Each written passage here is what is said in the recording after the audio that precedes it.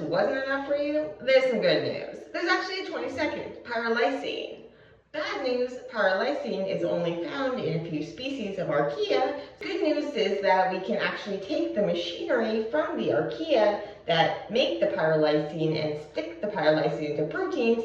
We can take the genes for that and stick them into cells from other species in order to get other species to incorporate not only pyrrolysine, but other non-canonical amino acids or unnatural amino acids that say have been modified in a lab to have cool features that aren't normally found in nature.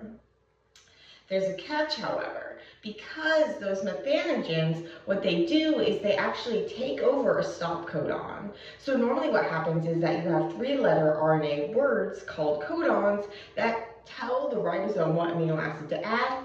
Basically, those codons correspond to anticodons in tRNAs that come and bring the corresponding amino acid. 3 of the codons, in us at least, signal for the ribosome to stop putting together the amino acids. Instead of a tRNA coming, a release factor comes, so a protein that comes and cuts off the growing chain to release the protein. In these archaea that use pyrrolysine, they've actually kind of suppressed that stop codon using a suppressor tRNA for the UAG codon. Sometimes this is referred to as the amber codon, so you might see the term amber suppressor. What happens is that there is actually a tRNA in these archaea that corresponds to pyrrolysine, so it has pyrrolysine attached to the tRNA that has the anticodon that's going to bind to the UAG, which normally is the stop codon. But these archaea, they're like, okay, let's just not use that as a stop codon, we've already got 2 others, let's instead use this to put in pyrrolysine. And so now the ribosome comes and it puts in the pyrrolysine.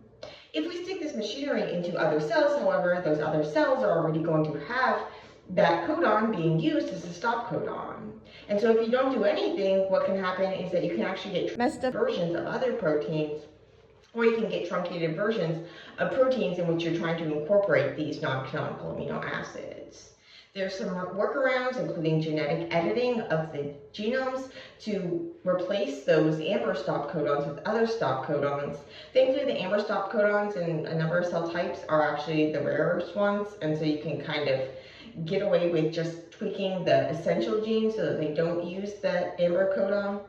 And then you can also do things like working in vitro. Most of the time you don't want to stick in a pyrrolysine, you want to stick in something fancier, and so you can actually go and change the machinery a little so that it'll incorporate a different special amino acid instead of that pyrrolysine.